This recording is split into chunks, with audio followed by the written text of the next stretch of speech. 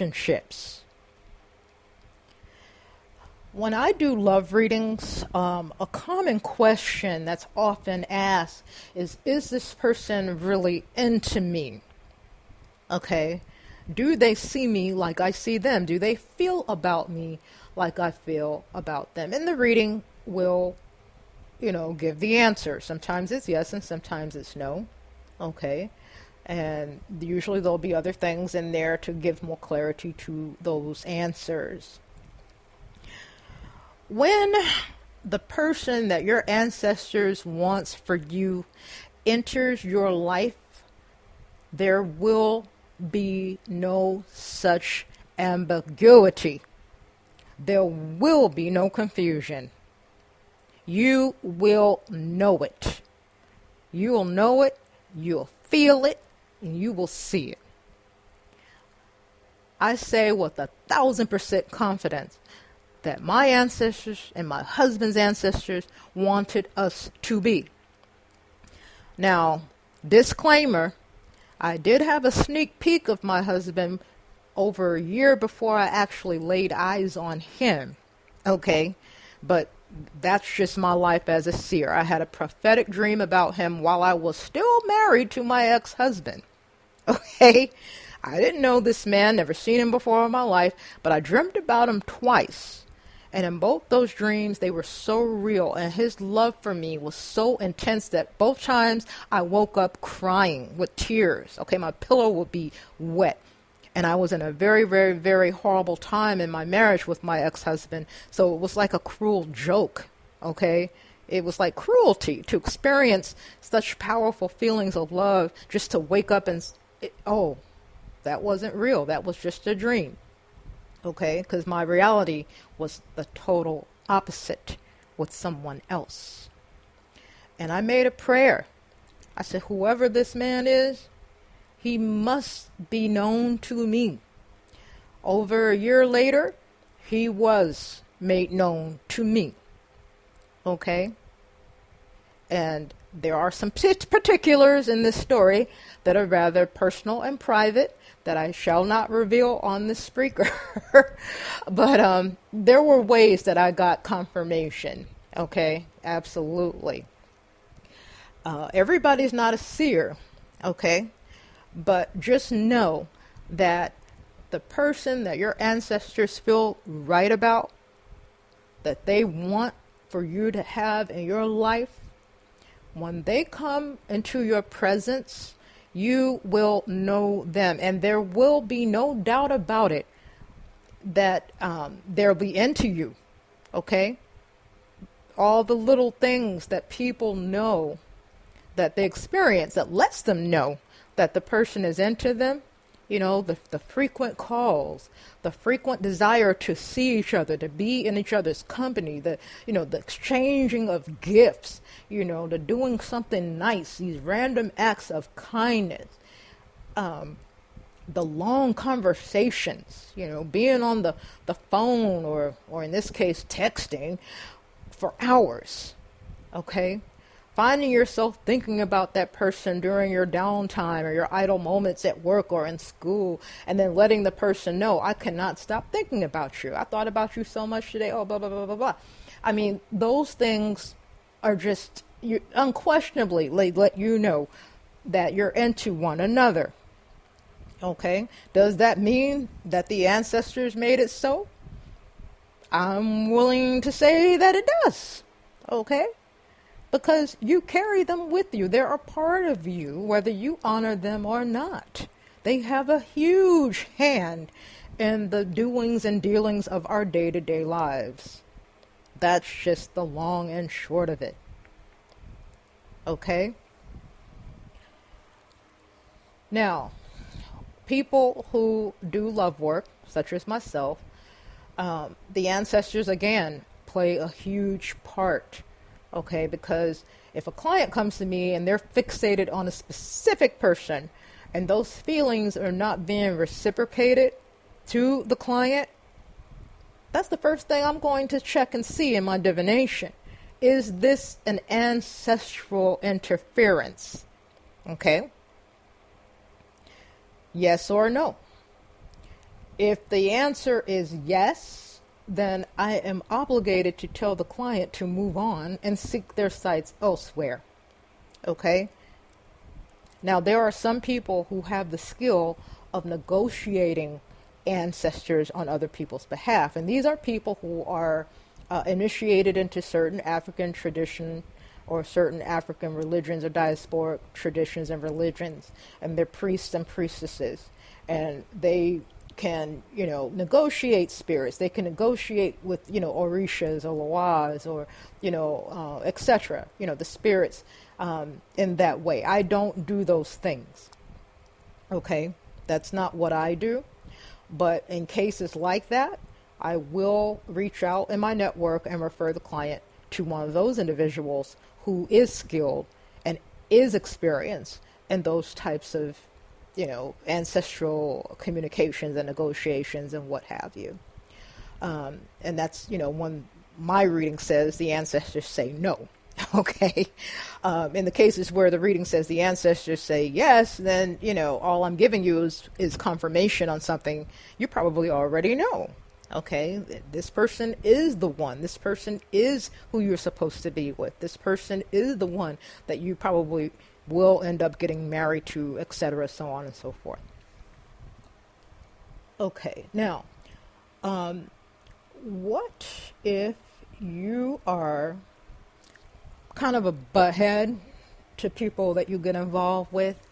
You're the kind of person that is afraid of your feelings for another person, so you don't like to give too much of your heart.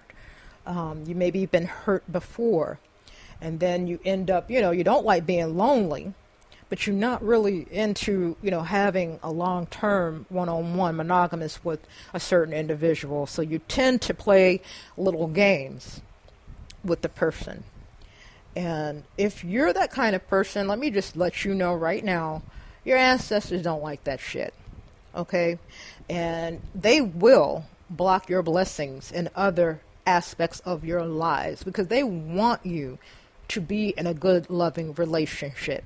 So if you're one of those kinds of cats that likes to play the field or play around and lie and deceive and play games and make somebody feel like they're the only person in the universe, but they're really not, but you have no problem with them thinking like they are.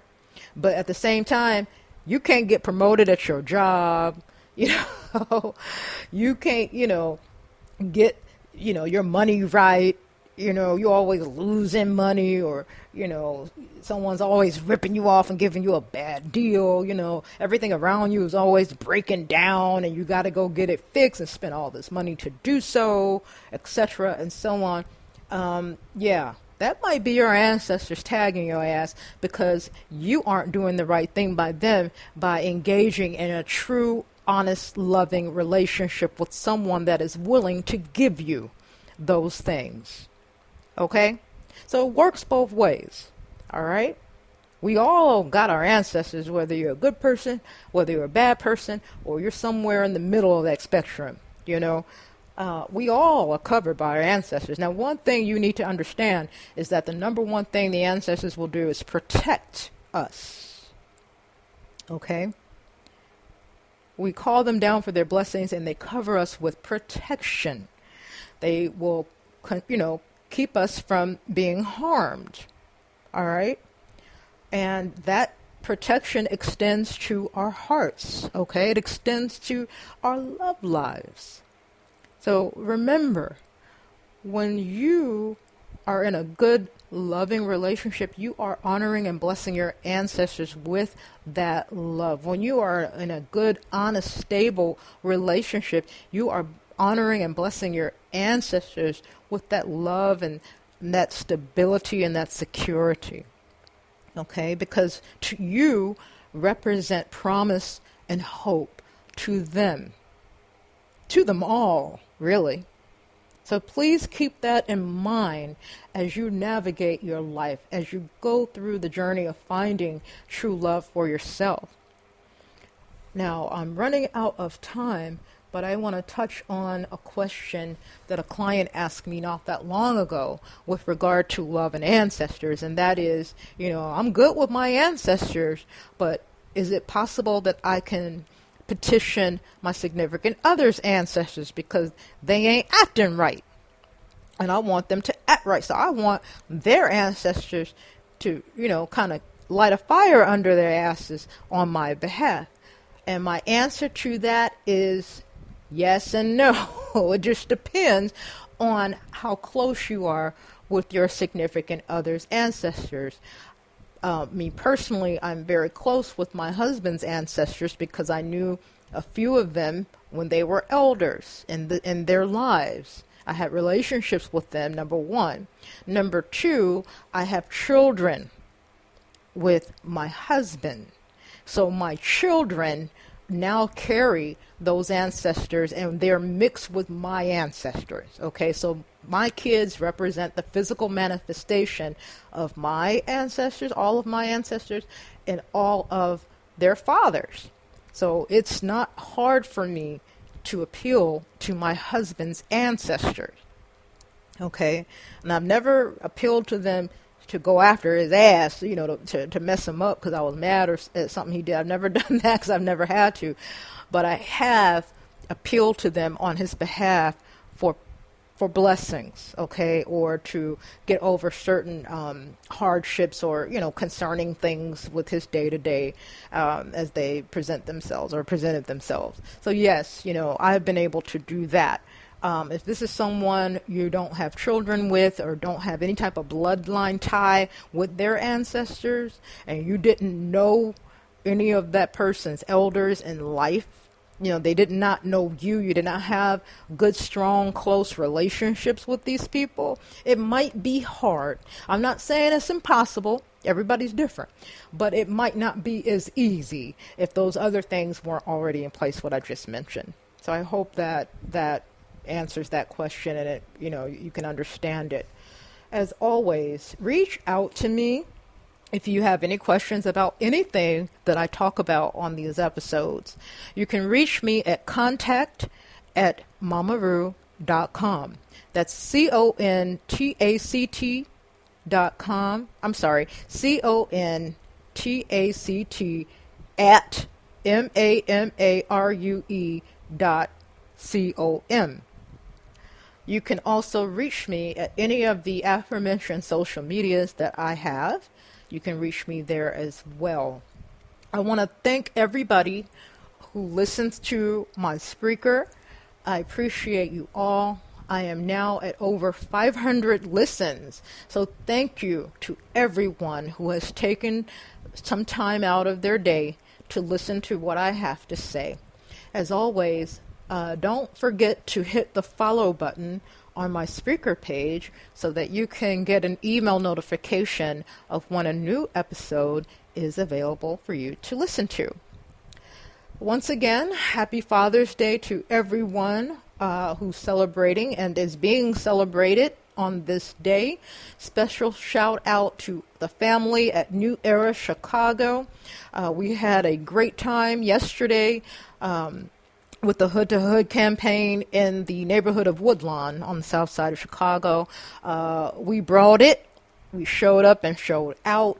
It was such a blessing to be with the New Era Chicago family once again, myself and my family. We were out there showing the community some love. Black love is a beautiful and powerful thing. We all deserve to have it in our lives, truthfully and honestly. So that's all I have for today. I wish you all peace, love, and powerful juju. Until next time.